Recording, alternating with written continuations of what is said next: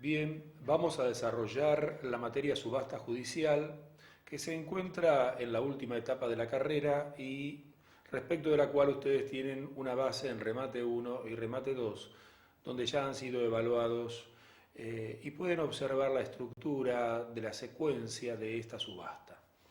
La subasta judicial tiene un principio importante y es que salimos del ámbito particular para ingresar al ámbito público, al ámbito de los procesos judiciales y es la culminación de un proceso judicial. Generalmente la subasta judicial va a aparecer, salvo supuestos excepcionales, como puede ser cuando acuerdan una división de condominio por subasta judicial, va a aparecer, les decía, en la última etapa de un proceso de conocimiento, luego viene la etapa de la ejecución de sentencia, apremio, o bien de un proceso ejecutivo, donde usted lo que busca es realizar un bien del deudor para cobrarse una de las deudas. La subasta judicial tiene distintas particularidades, pero lo que tienen que tener en cuenta, y después lo vamos a ir recalcando con cada una de las transparencias, es que es un procedimiento donde se intenta lograr una venta forzosa, o sea, no es el deudor, el dueño del bien, el que pretende que ese bien se venda, como lo es en un remate particular, sino que es el juez el que ordena la venta de un bien, entonces acá no hay consentimiento. Deben distinguir ustedes lo que es la subasta judicial, que es un procedimiento, de la venta forzosa que se produce a través de ese procedimiento judicial.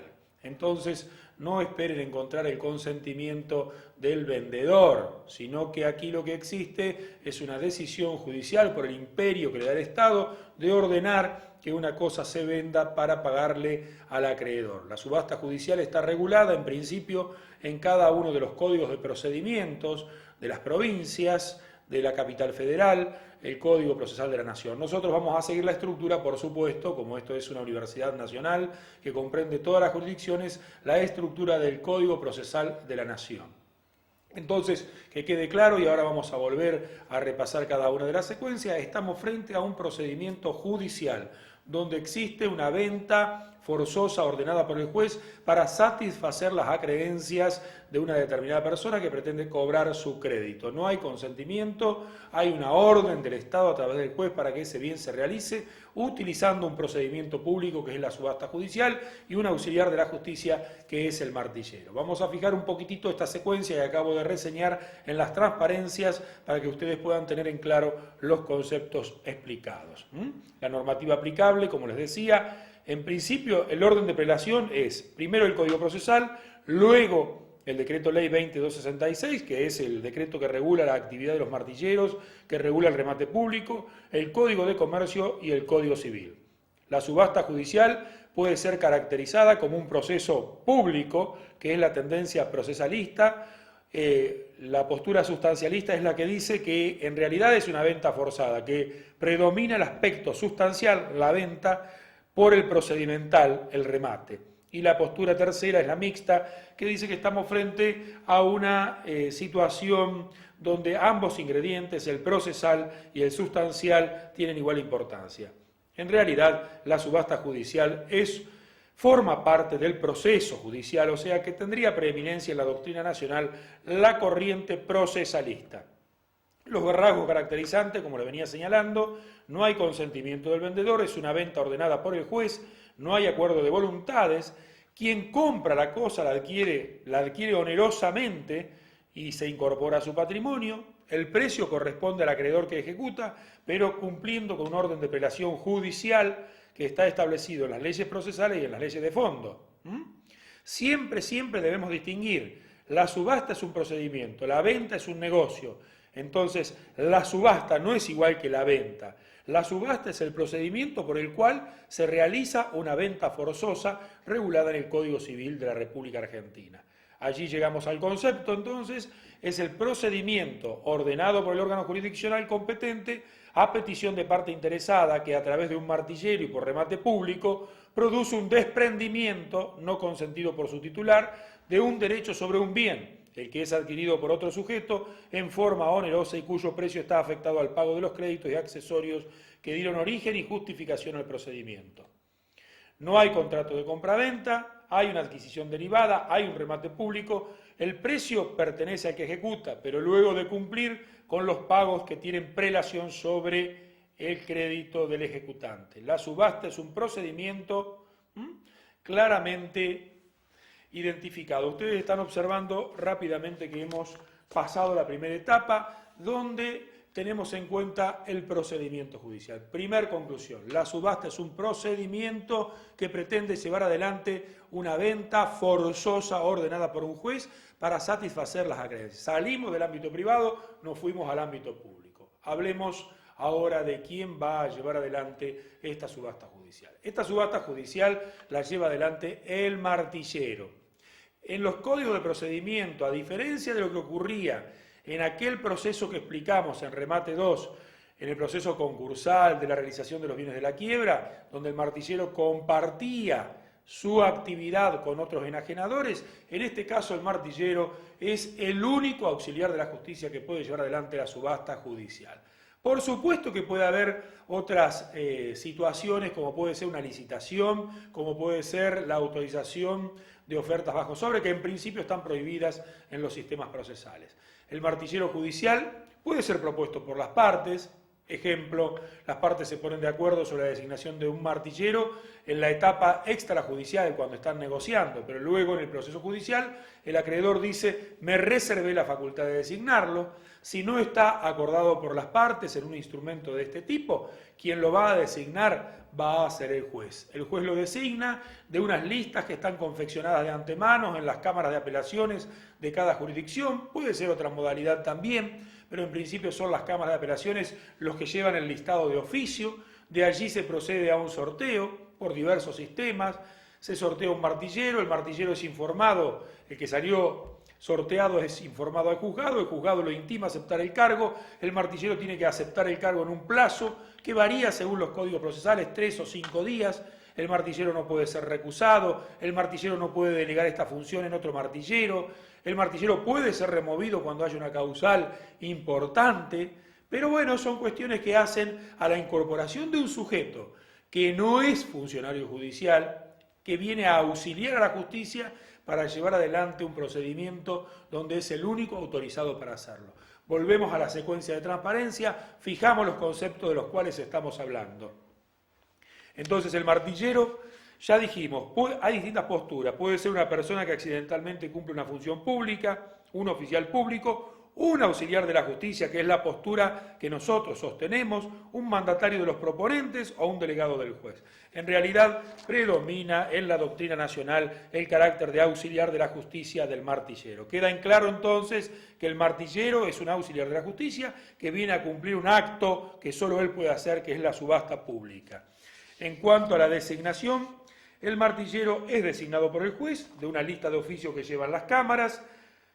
Aquí se requiere a veces una antigüedad, generalmente una antigüedad en la matrícula de 2 años, de 3 años, para que en las subastas judiciales, que es un procedimiento de suma importancia, se recojan las personas que mayor experiencia tengan en la profesión. Es designado por el juez, obviamente. Nosotros tenemos que tener en claro esta cuestión. El nombramiento de martillero debe recaer en la persona propuesta expresamente por las partes de común acuerdo y en defecto de este en la persona que designe el juez. En realidad, en el 90% de los procedimientos judiciales estamos frente a una designación por parte del juez. Esto le da una gran transparencia. Aquí ustedes tienen que tener en cuenta que si desean trabajar en la actividad judicial, digamos nosotros, en aquellas cuestiones donde estamos planteando que el martillero se traslada al ámbito público como auxiliar de la justicia, hay que tener una antigüedad mínima, que es la que exigen los códigos de procedimiento, las leyes orgánicas de tribunales, inscribirnos en una lista y esperar el sorteo. Les digo una cosa, la subasta judicial es una actividad muy importante para la sociedad, pero también muy importante para el martillero. Volvemos a la secuencia que estábamos desarrollando para que ustedes terminen de observar los conceptos reseñados. Ya les dije que no podrá ser recusado, podrá ser removido, no puede delegar. ¿Por qué no puede delegar? Los principios de esta no delegación, ¿qué pasa? La actividad del martillero es siempre personal en principio. Si lo es en el remate extrajudicial, lo es más en el remate judicial. ¿Por qué esto? Porque le estoy diciendo a ustedes que se requiere cierta experiencia, que se requiere estar inscripto en determinadas listas. Entonces sería muy fácil delegar en otro martillero que no cumpla estas estos requisitos legales.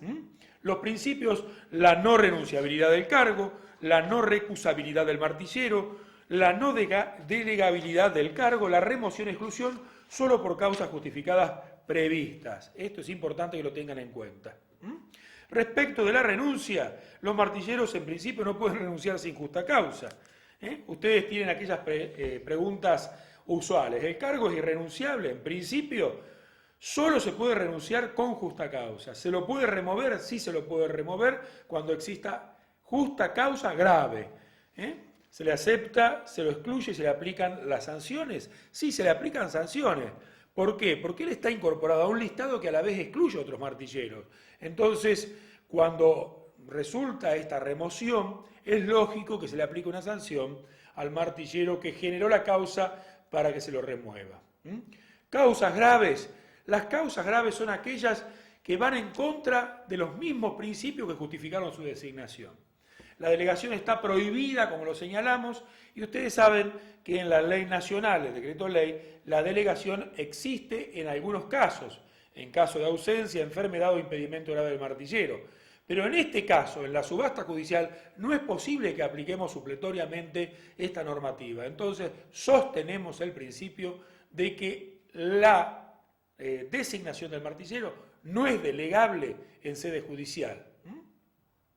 Aquí volvemos a nuestro esquema de desarrollo y comenzamos a trabajar en este primer bloque lo que es el procedimiento de la subasta. La subasta judicial, tenemos que el martillero debe aceptar el cargo, o sea, fue designado, ahora viene la aceptación. Luego de la aceptación, la subasta se pone en camino, se pone en desarrollo con 3 secuencias muy diferenciadas: los actos preparatorios, la subasta propiamente dicha y los actos posteriores a la subasta. Los actos preparatorios son aquellos que vimos en la materia inicial de remate 1, son los mismos, los únicos con algunas particularidades, algunos recaudos especiales, porque estamos en un procedimiento regido por códigos procesales que corresponden a cada una de las jurisdicciones. Entonces, esta aceptación del cargo tiene un plazo. Si el martillero no acepta el cargo, no se pone en movimiento el procedimiento de subasta. Deberemos designar un nuevo, remover a designar un nuevo martillero y recién allí poder poner en movimiento estos actos iniciales, los actos preparatorios, luego la subasta propiamente dicho y luego las medidas posteriores. Volvemos a la secuencia de transparencia que estamos indicando. Ustedes observen etapas del procedimiento, las medidas preparatorias, la subasta y las medidas posteriores o de conclusión. Dentro de las medidas preparatorias tenemos la aceptación del cargo, los informes previos, la constatación del bien mueble o inmueble, la exhibición del bien mueble o inmueble, la publicidad que debe ser adecuada y los gastos del martillero, podemos decir que forman parte de la primer secuela de los actos preparatorios. La aceptación del cargo debe ser realizada en un plazo de 3 días, bajo apercibimiento de dejar sin efecto, se lo remueve del cargo, se le aplican las sanciones. No hay formalidad, pero generalmente esta aceptación del cargo se realiza por acta ante el secretario del juzgado. En algunos supuestos se permite la presentación de un escrito aceptando el cargo, donde se acompañan determinados bonos que exigen las legislaciones locales. Las normas básicas de actuación, esto es muy, muy importante.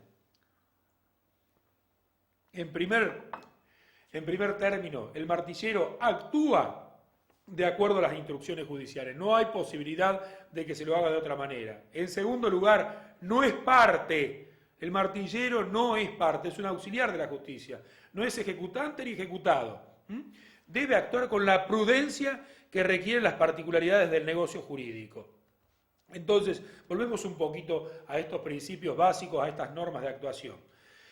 La actuación del martillero no es una actuación libre. Ingresamos al rito formal de los abogados, de los jueces, del poder público. Entonces, tenemos un código de procedimiento y tenemos un juez que dirige el proceso. El director del proceso es el juez, pero las partes lo impulsan, piden. Entonces, tiene que conocer muy bien este sector del procedimiento. El martillero lo debe conocer muy bien Y recuerden, hay un Código Procesal Nacional y hay un código por cada una de las provincias de nuestro país y hay un código de la Ciudad Autónoma de Buenos Aires. Según el ámbito donde se vaya a llevar adelante la actuación judicial del martillero, se debe conocer la totalidad del Código de Procedimiento si es posible, pero por lo menos la secuencia que hace a la subasta judicial. Recuerden entonces ustedes estas normas de actuación que son las importantes a tener en cuenta en todo lo que es la función del martillero en un proceso judicial.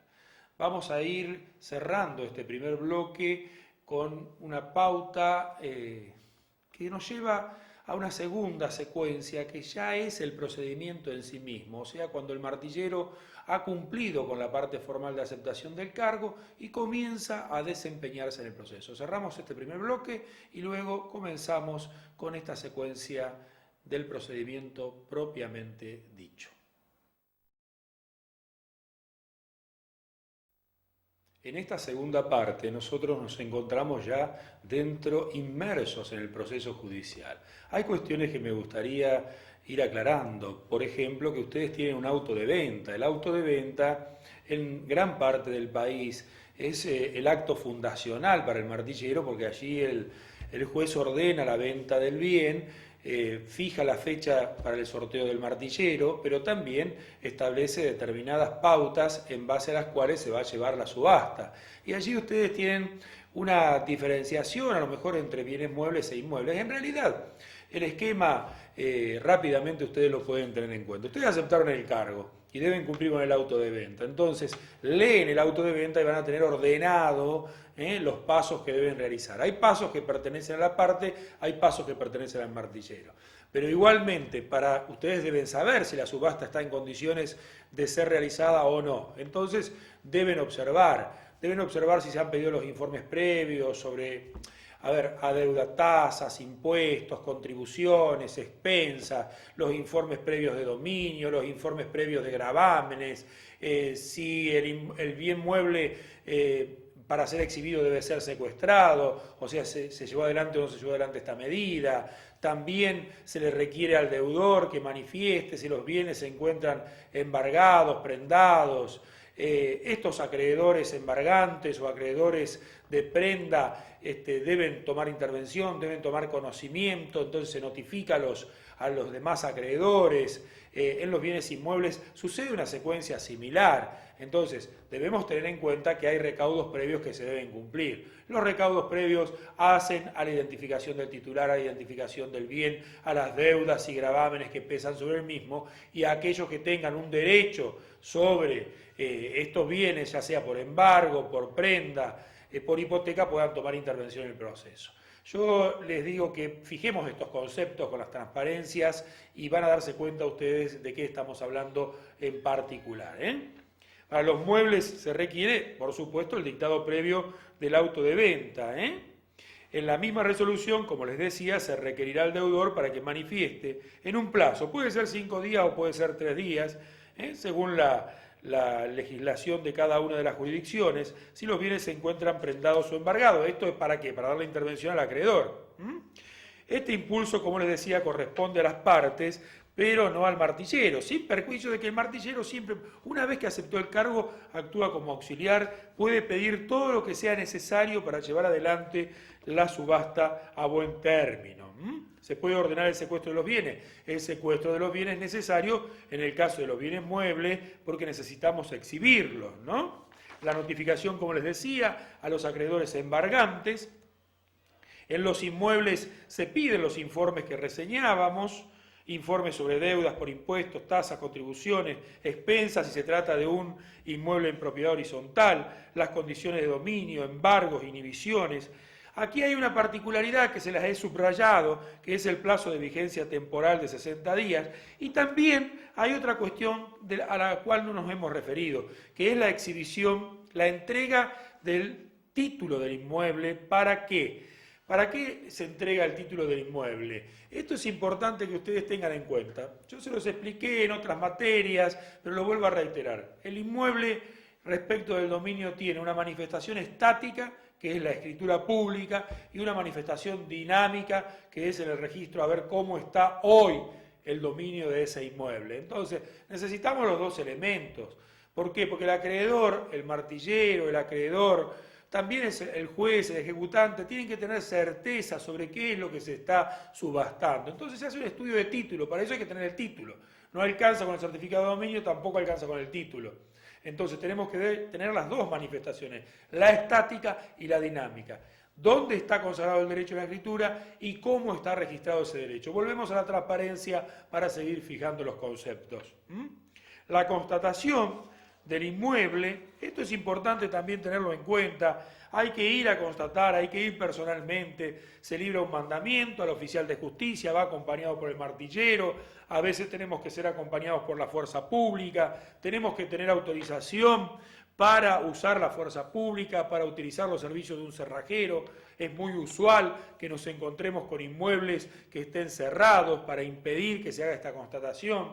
Entonces se solicita al juez que ordene la constatación con la autorización del uso de la fuerza pública y de un cerrajero y que nos auxilie la fuerza pública por si hay algún inconveniente. Luego avanzamos con otros pasos posteriores.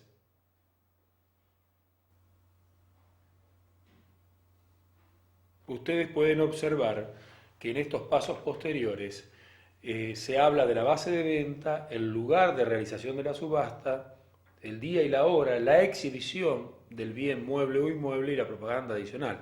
Son todos pasos obligatorios que ustedes deben tener en cuenta y cada uno de ellos tiene una problemática distinta.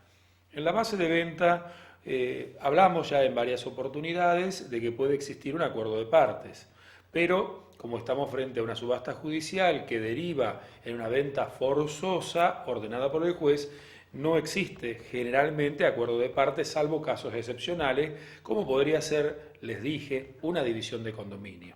En este caso, se utiliza, según los códigos de procedimiento, las 2/3 partes de la evaluación fiscal, o en caso de bienes que no tengan evaluación fiscal, las 2/3 partes de la tasación. Claro está que en muchos casos, cuando uno está hablando de la base, se pueden originar distintas controversias y situaciones especiales, por ejemplo, las facultades que tiene el acreedor hipotecario para solicitar que la base de venta sea por lo menos el crédito hipotecario actualizado con su liquidación de intereses y costos. También tenemos la posibilidad de que se observe de que la base fiscal o la tasación nos lleve a un resultado irrisorio, cuando el juez tiene conocimiento de que la base fiscal es discordante con lo que vale realmente el bien, podrían plantearse situaciones que lleven a establecer otro criterio para determinar la base. Pero generalmente las 2/3 partes de lo que es la evaluación fiscal sirve para comenzar la puja en el remate y ustedes saben que esto en nuestro sistema es ascendente, o sea, la base es el piso mínimo. Luego, por supuesto, si los remates fracasan, tenemos por falta de postores, vamos a tener que fijar un nuevo remate con una rebaja en la base hasta llegar a un supuesto de que la subasta se realice sin base, que es lo que muchos buscan o pretenden para discutir libremente el precio sin ningún prejuzgamiento sobre su monto. Vamos a la transparencia nuevamente y seguimos la secuencia. En lugar de remate se va a abrir una discusión muy amplia sobre este tema. Las posibilidades son el lugar de ubicación de los bienes o el lugar de la ejecución. Claro está que esta cuestión es discutida en la doctrina y en la jurisprudencia. Nosotros tenemos que tener en cuenta que nos vamos a sujetar a lo que diga la norma procesal correspondiente. En muchos casos los jueces prefieren que el remate se realice en el ámbito jurisdiccional, o sea, dentro de su ámbito jurisdiccional, para solucionar las impugnaciones, las nulidades, los problemas que se plantean y para tener un real control sobre lo que es la subasta propiamente dicha, que es un tema problemático. Ustedes imaginen que vamos a llegar al último momento, donde una persona va a perder un bien por una venta forzada y que se va a encontrar con la justicia, los auxiliares. Entonces podemos encontrarnos con diversos inconvenientes, sin perjuicio de la corruptela que alguna vez mencionamos de la Liga de Compradores.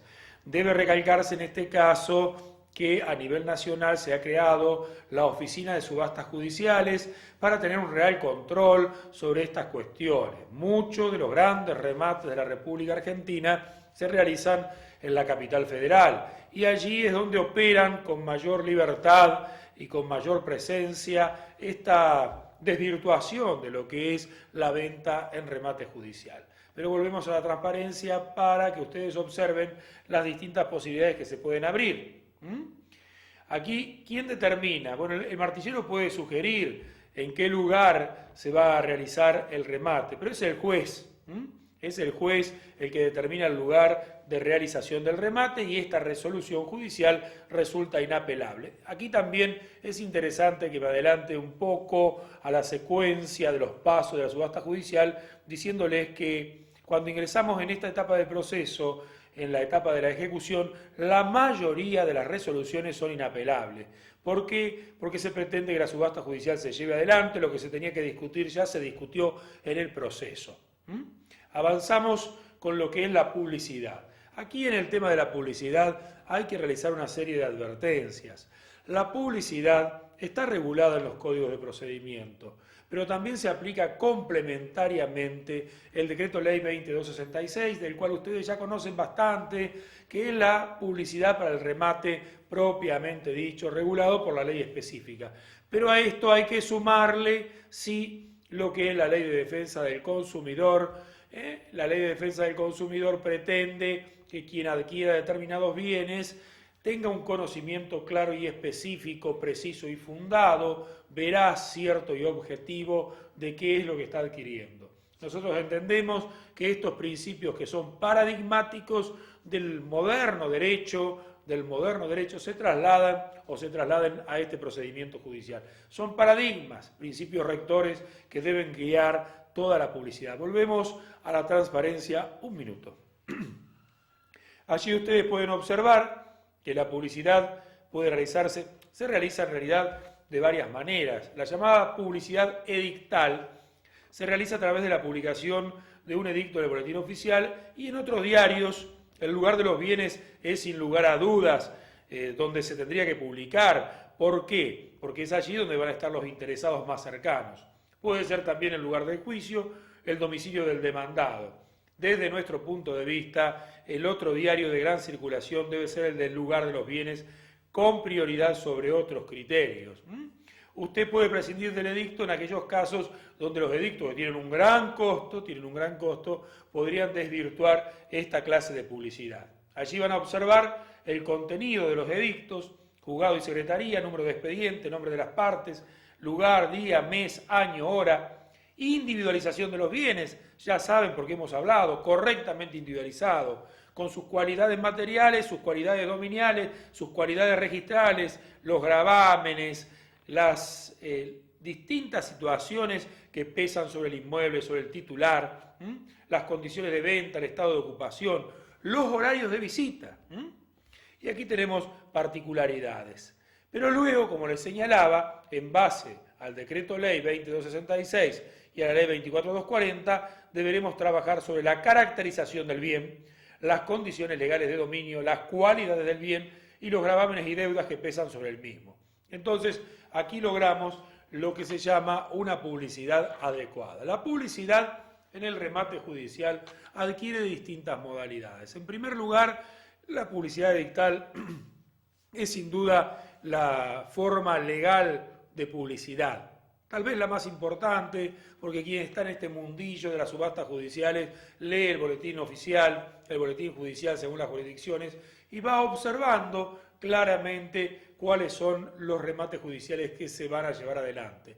Pero la gente común, el verdadero oferente, que sale de ese mundillo particular, debe recurrir a un diario común y silvestre como cualquier diario de cualquier jurisdicción. Entonces, allí tenemos el efecto de que llegue al posible oferente. Pero además se utilizan los cartelones de publicidad. El día de la subasta va a haber una bandera que lo identifica, pero además se utilizan los volantes anunciando el remate judicial, estos volantes y la publicidad extraordinaria, que puede ser un anuncio sin forma de edicto, en un diario, en varios diarios. Todo depende de la importancia, todo depende de la autorización. La propaganda adicional o extraordinaria debe ser expresamente autorizada, debe ser necesaria, útil. Pero también les decía, están los volantes, pequeños volantes, según la importancia del remate, que se distribuyen en distintos lugares físicos. Hoy la propaganda vía internet, hay distintos medios. La publicidad que sea necesaria para llevar adelante a buen término la subasta judicial. Vamos a avanzar con la próxima transparencia y ustedes verán estas cuestiones que estoy señalando. La propaganda adicional se encuentra autorizada hasta un límite del 2%, pero podríamos tener el supuesto de que estos límites deben excederse. Hay grandes remates judiciales. Un inmueble importante amerita que se realice toda la propaganda que sea necesaria.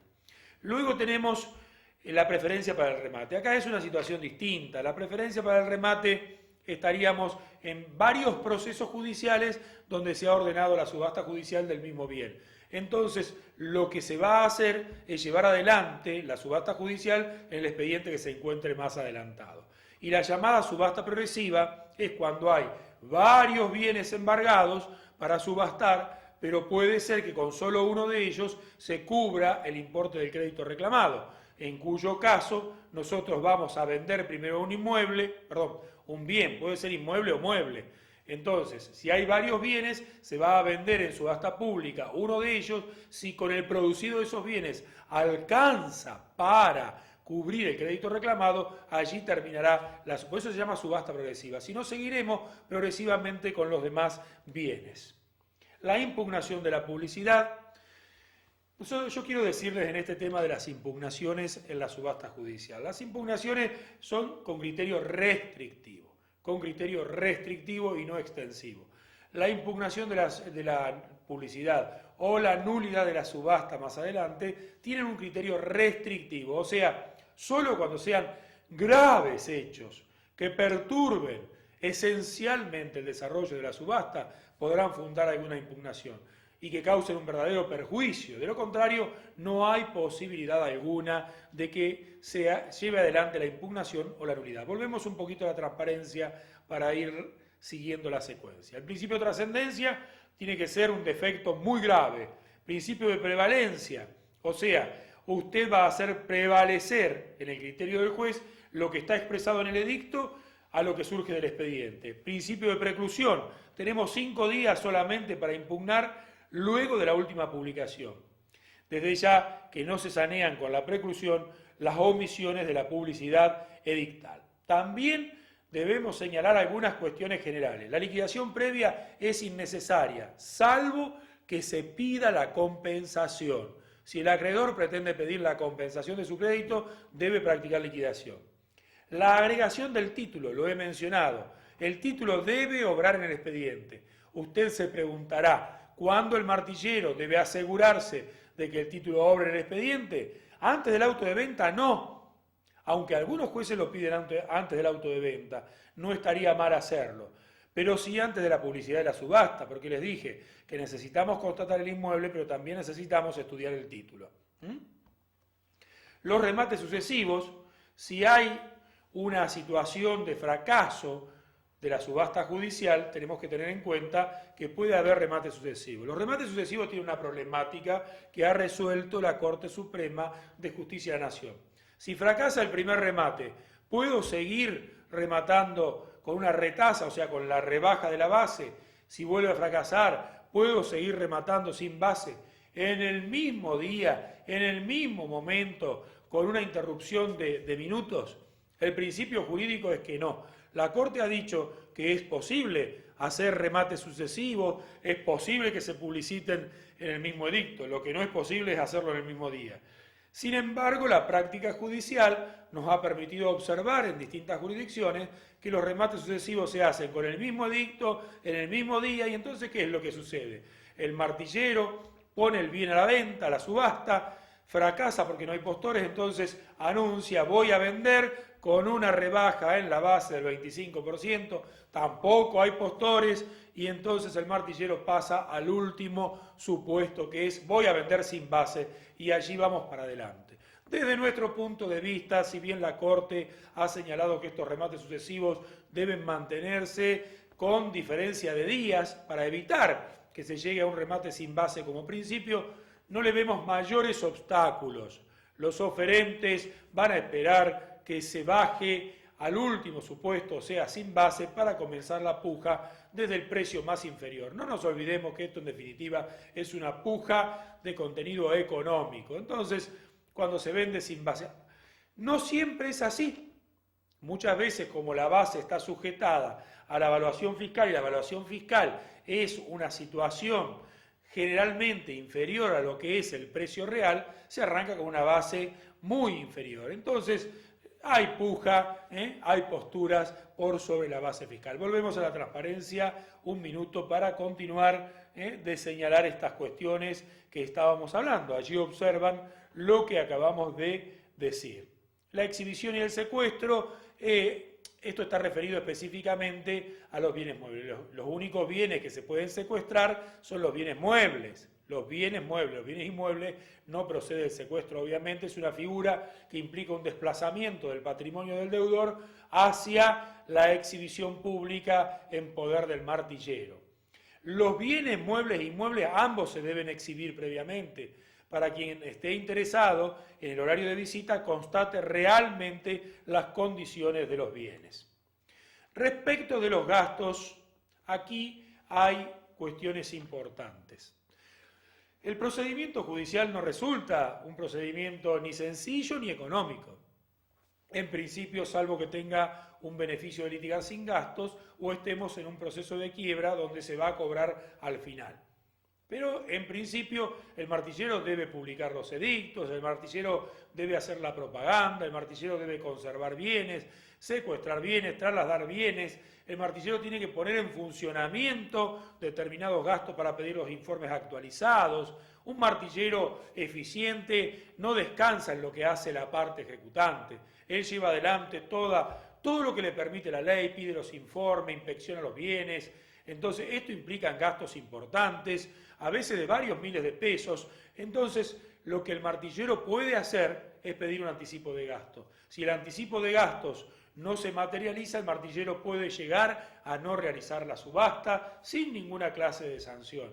Es la parte ejecutante la que debe anticipar los gastos.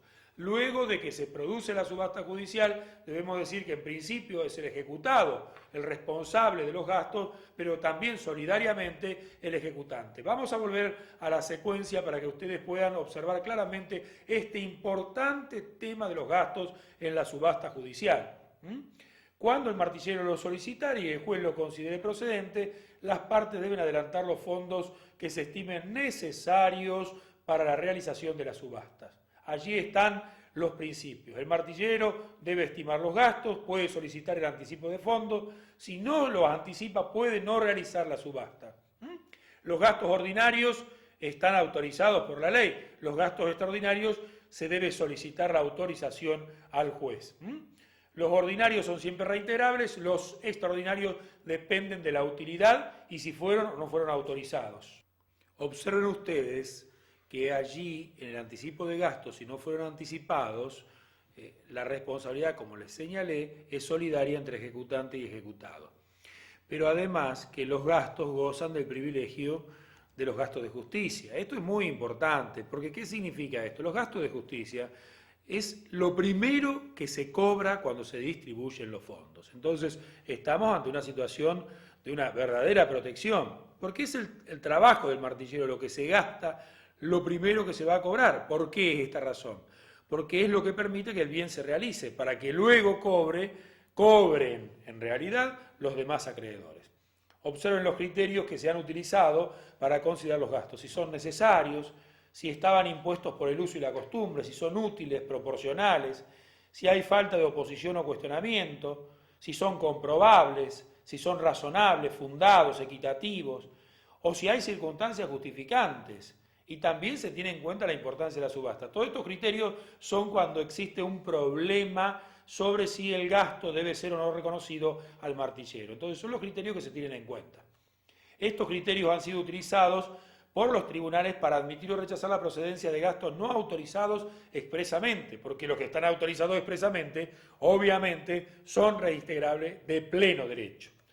Los obligados al pago, como dijimos, el condenado en costas, solidariamente el ejecutante, si no alcanza la plata del remate judicial, o bien no alcanza la solvencia patrimonial del ejecutado, también se le puede cobrar al ejecutante. Y luego este podrá repetir, si consigue ubicarle algún bien, al condenado en costas, que no es otro que el ejecutado. El depósito de los gastos. Aquí hay otra cuestión también importante que debemos reseñar, porque hay una mala costumbre en materia de subastas judiciales. El depósito, los gastos no se pueden cobrar directamente por el martillero. El martillero no puede retener del remate, del producido del remate judicial, los gastos. El martillero debe depositar todo lo que percibió y luego rendir las cuentas y luego cobrar los gastos que no le fueron anticipados. ¿Por qué sucede esto? Esto sucede porque puede ser que la subasta no se apruebe, que la subasta resulte nula, que la subasta resulte impugnada y que a lo mejor el martillero pierda el derecho a los gastos. Entonces, no puede apropiarse del dinero que representan los gastos. Todo el dinero que recibe el martillero debe depositarse judicialmente. Se deben practicar las cuentas, se deben aprobar las cuentas y recién allí el martillero podrá recuperar los gastos que tenga que recuperar, porque si le fueron anticipados, el martillero nada tiene que recuperar en materia de gastos. Volvemos en estas secuencias finales de este bloque. Entonces, realizado el remate, el martillero debe depositar la totalidad de lo abonado por el adquirente, no procede la retención y se justifica porque aún no hay pronunciamiento judicial sobre la cuantía y legitimidad de los mismos. Con este tema de los gastos, nosotros podemos ingresar a lo que es la subasta, pero ello va a ser parte del tercer bloque de esta materia.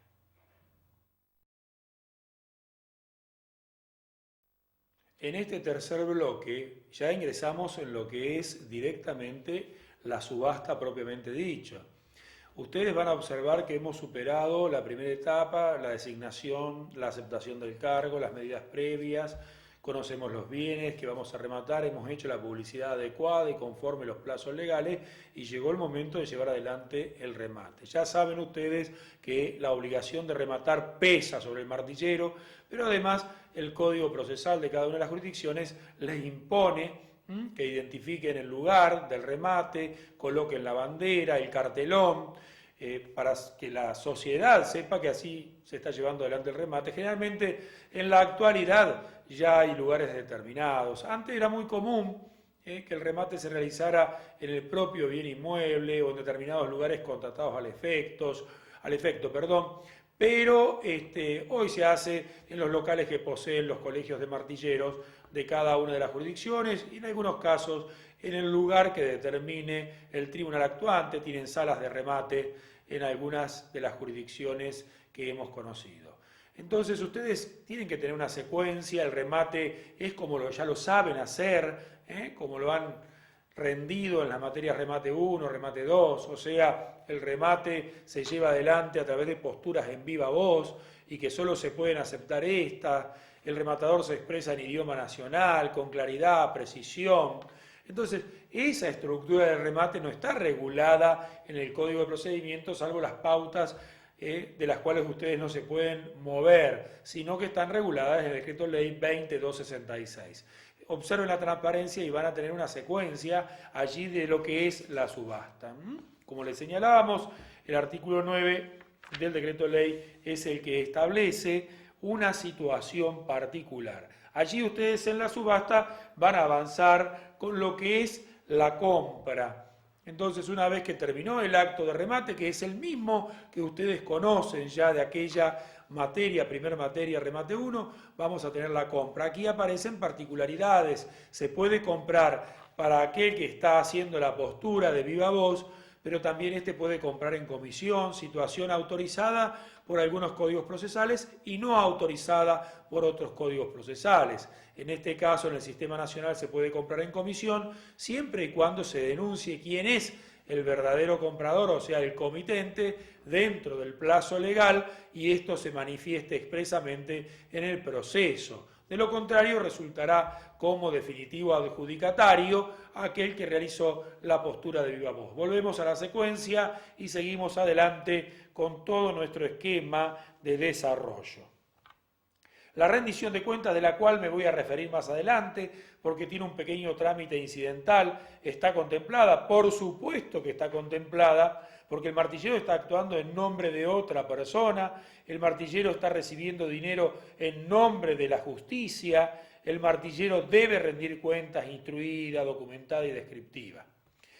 El pago. Aquí tenemos una cuestión importante. El pago en el acto de remate, usted puede encontrarse con que la orden judicial sea diferenciada, porque puede ser un precio de contado, entonces allí no hay seña.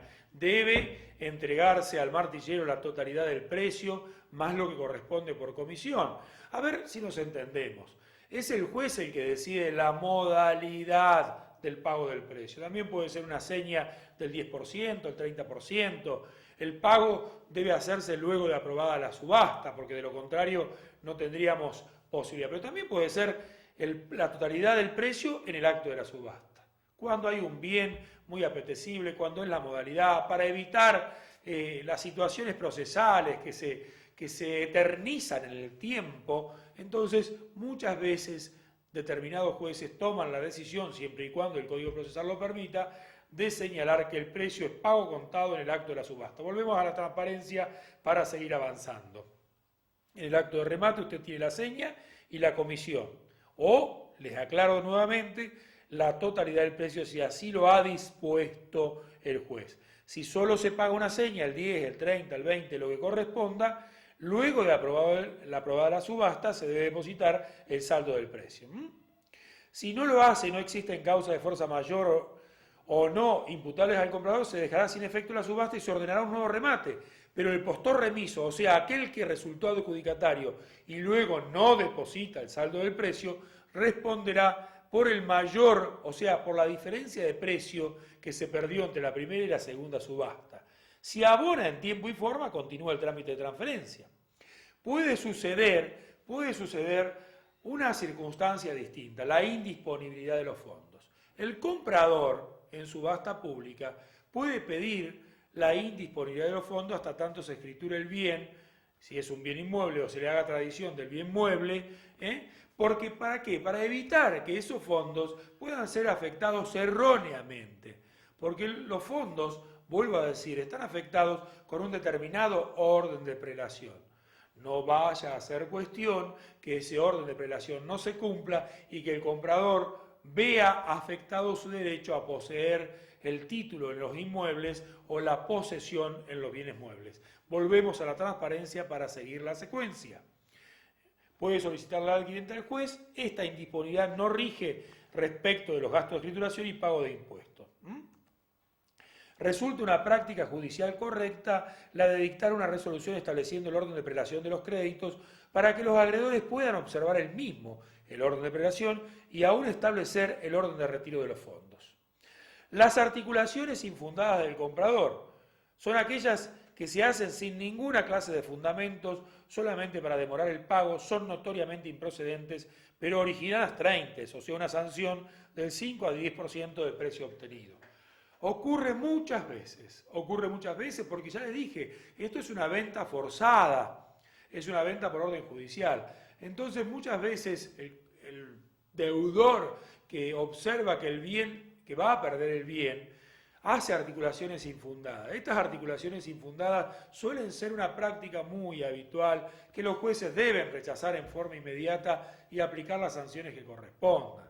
Porque hay otras medidas. Si uno quiere recuperar el bien, debe utilizar la medida de sobreseimiento del juicio, del llamado sobreseimiento del juicio, pero no articular infundadamente. ¿Qué sucede? Yo hago planteos infundados, el juez los tiene que tramitar, y como los tiene que tramitar, esto lleva en la práctica judicial un tiempo precioso para la sociedad, para la justicia, para el adquirente. Entonces, debemos impedir que ocurran articulaciones infundadas. Volvemos a la secuencia.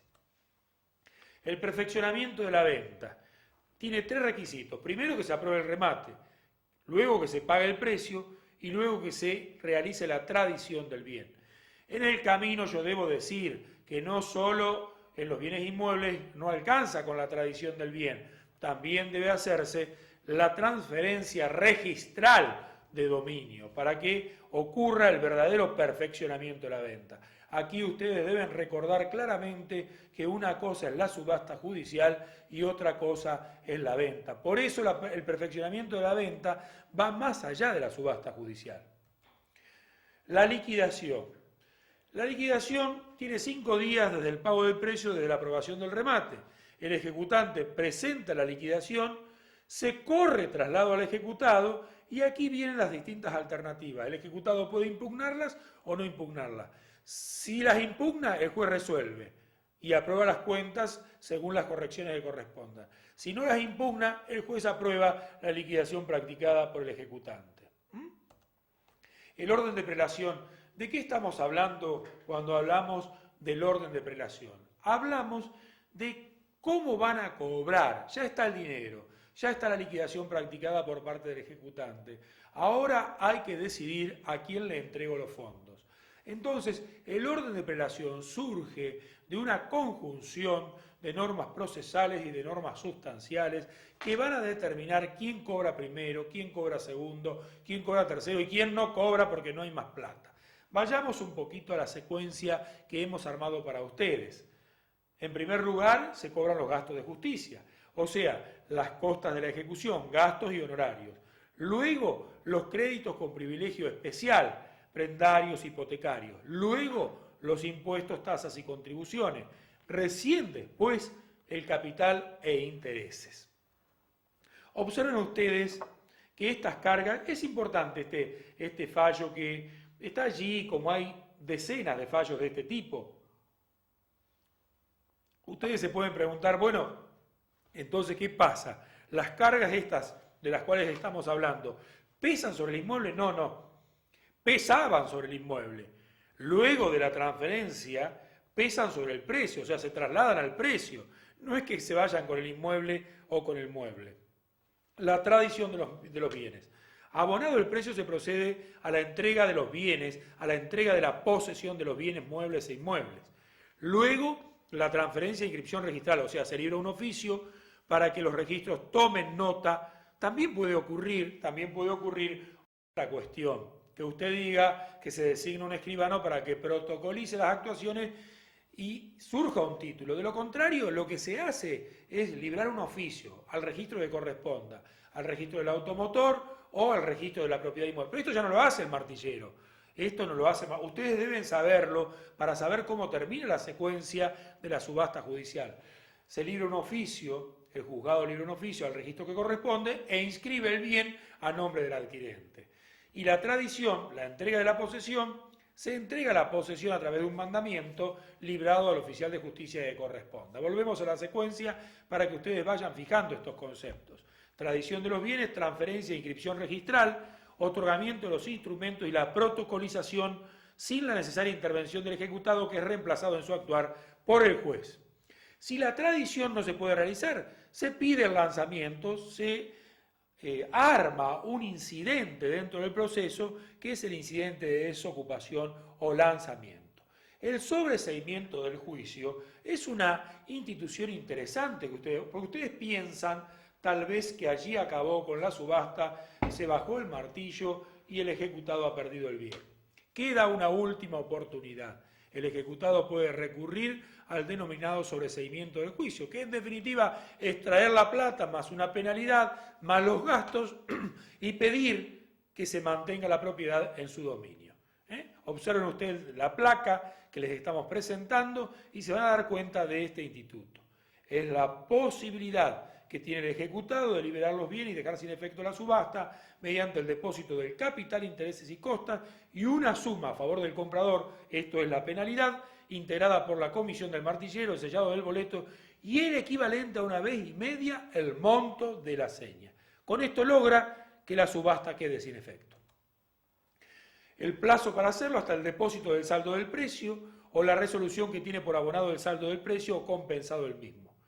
Realizado el depósito, se practica liquidación y si resulta suficiente, se la aprueba, se deja sin efecto la subasta y se liberan los bienes. Aquí tenemos la situación recursiva. La situación recursiva también es importante. El principio es la irrecurribilidad. O sea, las resoluciones que se dictan en el trámite de ejecución, en el trámite de subasta, son en principio no recurribles, salvo excepciones. Y allí volvemos a la placa y yo les he hecho un catálogo de las posibles excepciones. Bueno, podría recurrirse a algo que no puede discutirse en un juicio ordinario posterior.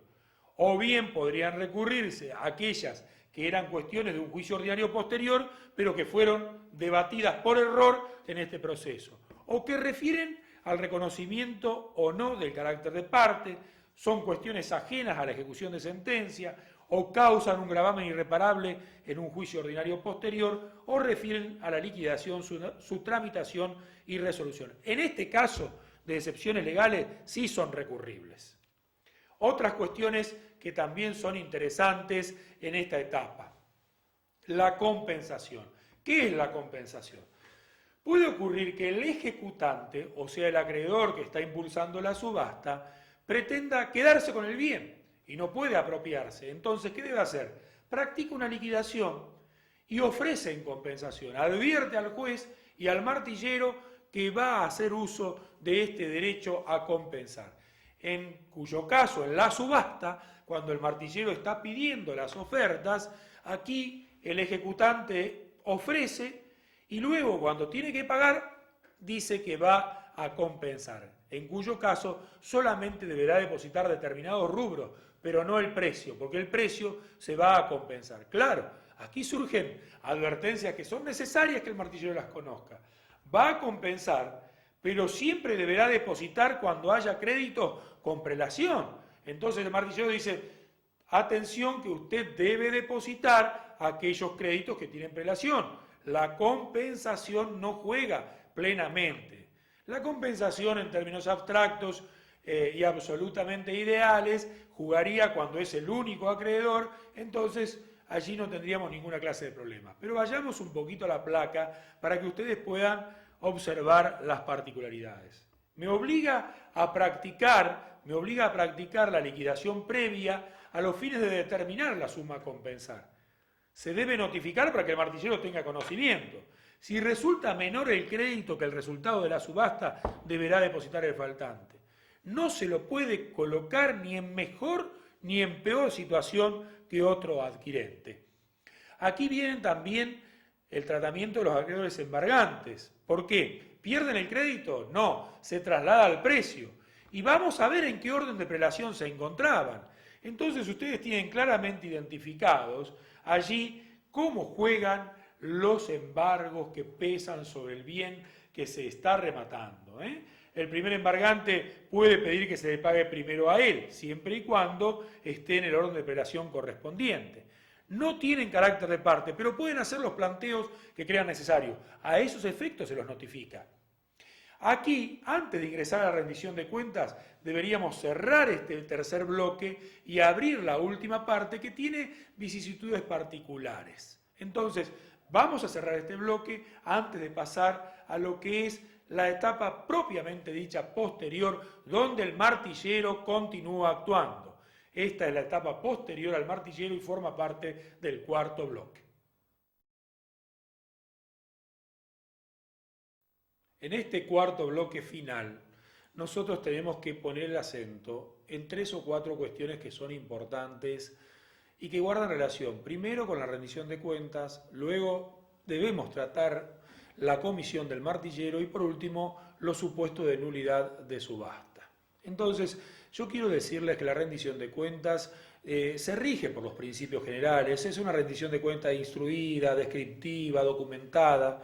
Se presenta en un escrito en el juzgado, se acompañan los documentos, se acompaña el contrato de compraventa que se celebró, se deposita, va con la boleta de depósito del dinero, por supuesto, que corresponde, y luego se le corre traslado a las partes. Se le corre traslado al ejecutante, se le corre traslado al ejecutado, y entonces son los únicos dos que van a poder observar las cuentas rendidas por el martillero y también el juez de oficio. Luego de la rendición de cuentas, lo que puede suceder es que se la objete. De la objeción se le corre traslado al martillero, el martillero contesta, el juez resuelve. Puede ocurrir que no se objete la rendición de cuentas, en cuyo caso el juez las aprueba. Y allí vamos a poder terminar con una parte normal de la secuencia, pero la rendición de cuentas, que es posterior al remate, lleva este trámite incidental. Por eso requiere que el martillero también tenga una buena práctica judicial, porque hay que presentar escritos judiciales, constituido domicilio, hay que saber la formalidad de los escritos judiciales. Esto es importante. Quiero que reflejen ustedes en lo que es la placa de rendición de cuentas. Ustedes tienen que los requisitos instruida, documentada, y le agregaríamos descriptiva. Descriptiva para que no queden dudas de que no solamente se debe explicar qué es lo que se hizo, sino describir qué es lo que se hizo. El plazo de presentación puede variar, por supuesto, según sea el código procesal que estemos utilizando. La mora es automática, cuidado con esto. Y no hay derecho, como les dije, a la retención de los gastos por parte del martillero. La sustanciación se corre traslado al ejecutante y al ejecutado por un plazo de 5 días, según los códigos de procedimiento, y si existen objeciones se les dará el trámite de los incidentes. Las sanciones, si no rinde cuentas el martillero, pierde todo o parte de su comisión. Esto es una penalidad. Responde civilmente por los daños causados. Esto se llama resarcimiento de daños. Puede ser sancionado penalmente por retención indebida y puede ser sancionado disciplinariamente por la autoridad colegial respectiva, o aún en aquellas jurisdicciones donde es el juez o la corte la que lleva adelante el poder de policía, pueden ser ellos los que les apliquen las sanciones al martillero incumplidor. La comisión. En el tema de la comisión, aquí debemos tener en cuenta que el martillero está llevando adelante una labor. En definitiva, es una tarea, es un trabajo y por lo tanto goza de las garantías constitucionales. Tenemos que tener en cuenta que no es un trabajo gratuito, es un trabajo siempre oneroso. Y si es siempre oneroso, siempre se le debe pagar. ¿Por qué digo esto? Porque este debe ser el principio rector. Salvo que el acto, el remate, el procedimiento se suspenda, fracase o se torne nulo por una falta imputable por culpa o dolo al martillero, en cuyo caso no solo no cobra como penalidad, sino que también responde por los daños. Pero el principio es este. Y el principio en materia de comisión es que, ¿qué comisión le corresponde? La que rija en la jurisdicción correspondiente. Hay una ley arancelaria para martilleros y corredores en cada jurisdicción y regula. Algunas están incorporadas a las leyes orgánicas, otras no están incorporadas, pero rigen plenamente, porque son leyes con el mismo rango que la ley orgánica de tribunales o que los códigos de procedimiento.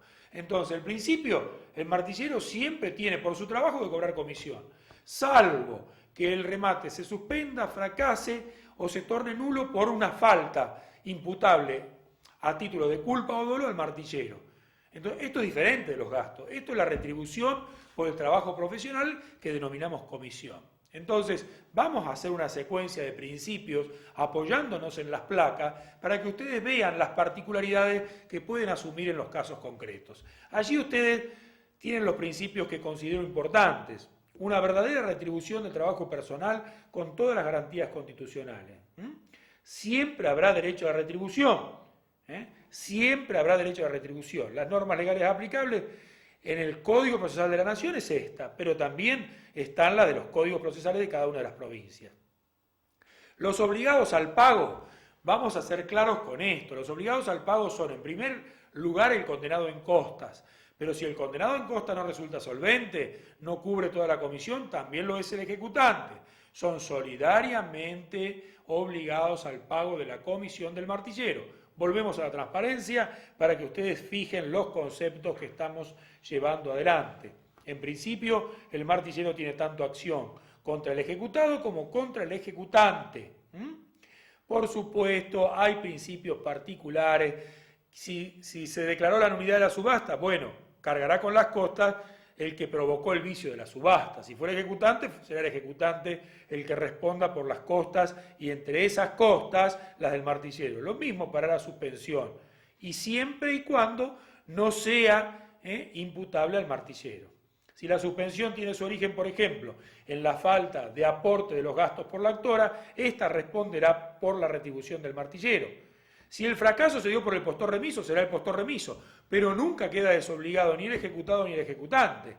Si la subasta se suspende por falta de postores, responde el ejecutado, pero solidariamente el ejecutante. Siempre juegan estos principios.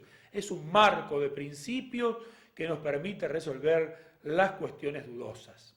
La prescripción es diferente según que el martillero actúe como rematador o como tasador. En un caso es de 2 años y en el otro caso es de 10 años. Estamos hablando de cuándo se pierde el derecho a cobrar la comisión en un remate judicial o cuándo se pierde el derecho a cobrar la comisión en una tasación judicial.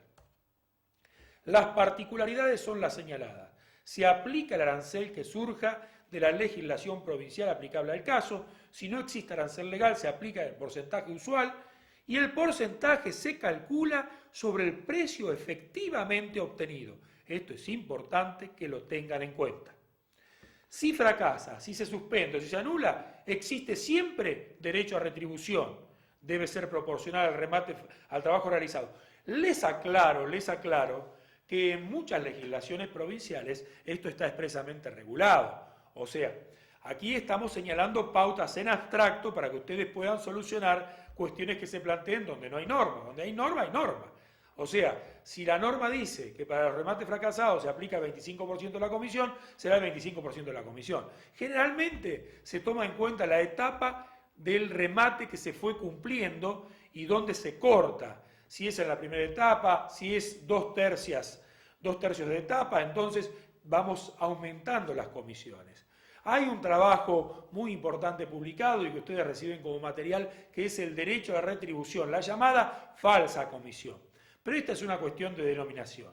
El martillero merece retribución. Si hizo una etapa, por la primera etapa. Si hizo 2 etapas, por las 2 etapas. Y si cumplió con todo, la comisión plena. Es un derecho constitucional a la retribución por el trabajo que se realiza. Volvemos a la secuencia de las placas que estamos llevando adelante.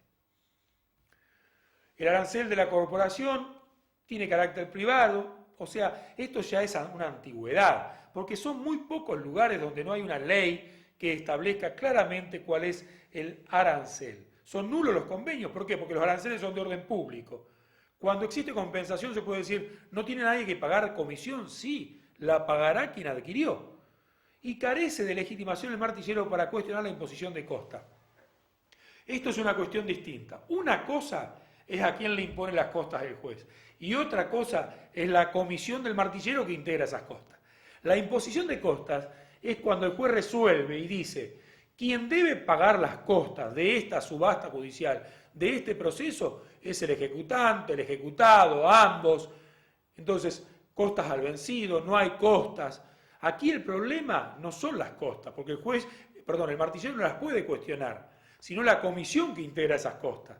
Y por lo tanto, veremos cómo solucionamos estas situaciones difíciles cuando el juez, por ejemplo, diga se fracasó el remate, pero no hay costas por este fracaso. Entonces, ¿a quién le cobra el martillero?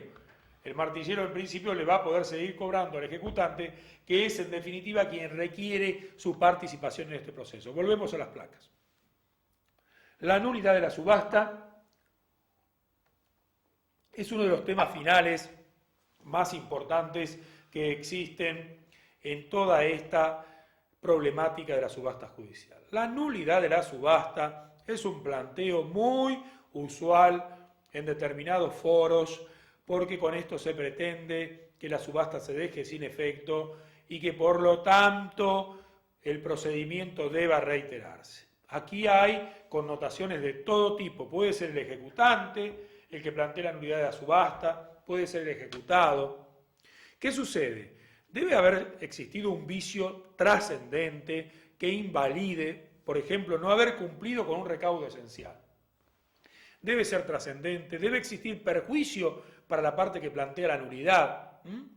Y debemos tener en cuenta que no haya precluido, o sea, que la nulidad se haya planteado dentro del plazo legal. Generalmente son 5 días desde que la subasta fue realizada, según los códigos de procedimiento. Pero recuerden siempre esto, debe ser un vicio trascendente, debe causar un perjuicio y debe plantearse tempestivamente, o sea, dentro del plazo legal. Ustedes se preguntarán, ¿y qué tiene que ver el martillero? Bueno, el martillero generalmente en los incidentes de nulidad de subasta es parte, porque se está pidiendo la nulidad de un acto que él llevó adelante.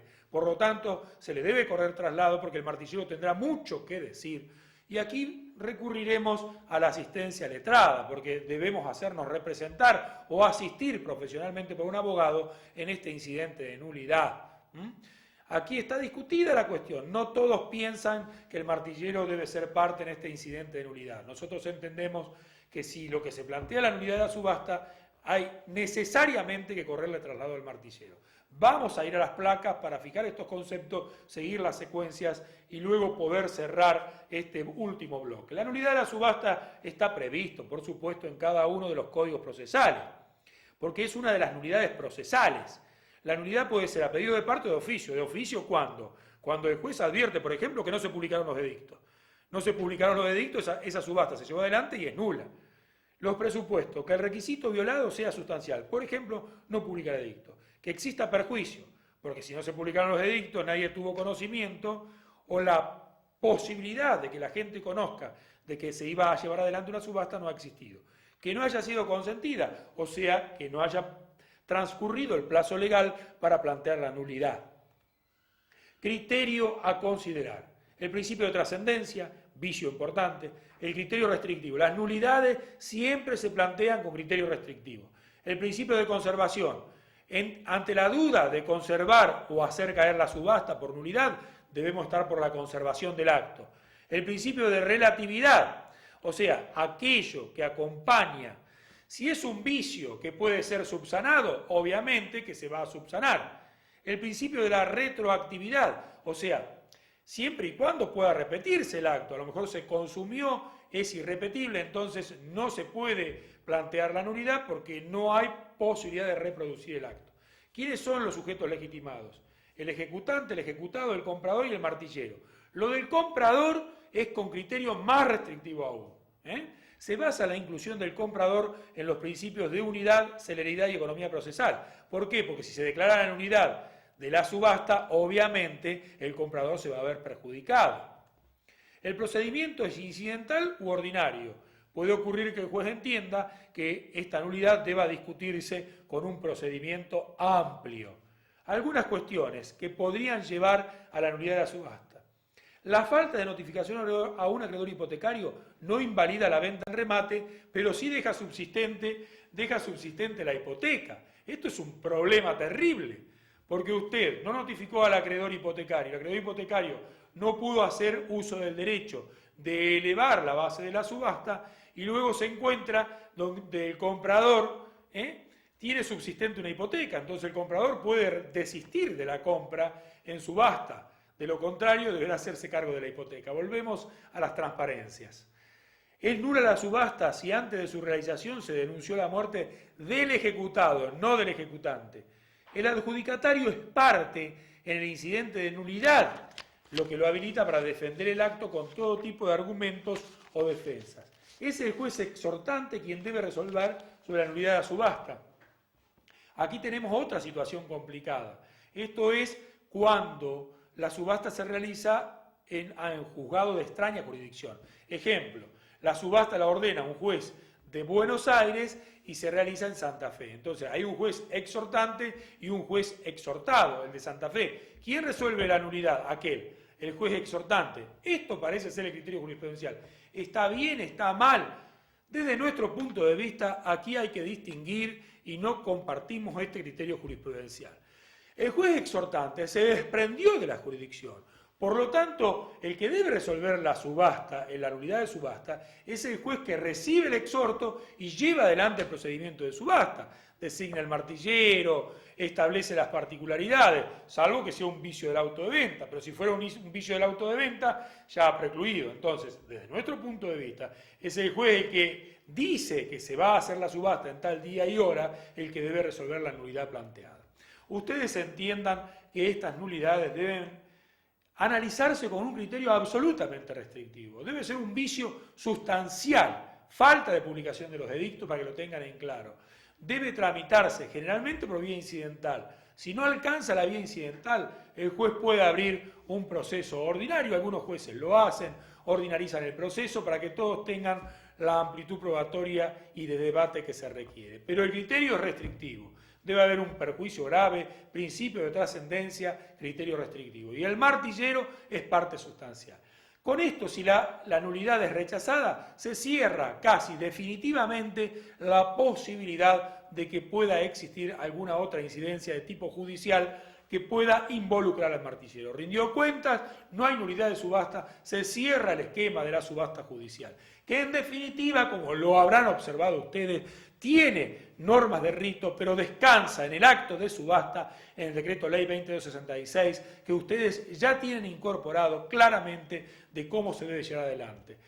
Tiene un ritualismo mucho más elevado, tiene incidencia, requiere de una formación intelectual, una actitud intelectual distinta del martillero. ¿Por qué? Porque debemos tener participación en un proceso judicial que necesita del conocimiento de la forma, de los ritos, de los escritos y de los plazos del proceso. Entonces, la subasta judicial en definitiva tiene corazón de remate y rito procesal judicial. Ustedes deben comprender que hay principios especiales, deben comprenderlo y deben analizarlo, deben conocer claramente la secuencia del Código Procesal, pero nunca deben olvidar ese corazón de remate que viene del Decreto Ley 2266 en el ámbito nacional y que también lo tienen reiterado en las leyes provinciales que se refieren específicamente a la profesión de martillero. La subasta judicial requiere de ustedes que agreguen al conocimiento que traían los códigos de procedimiento y las leyes orgánicas de tribunales. Con este esquema normativo y con la práctica van a poder entender claramente cómo se mueve este mundo tan particular de las subastas judiciales.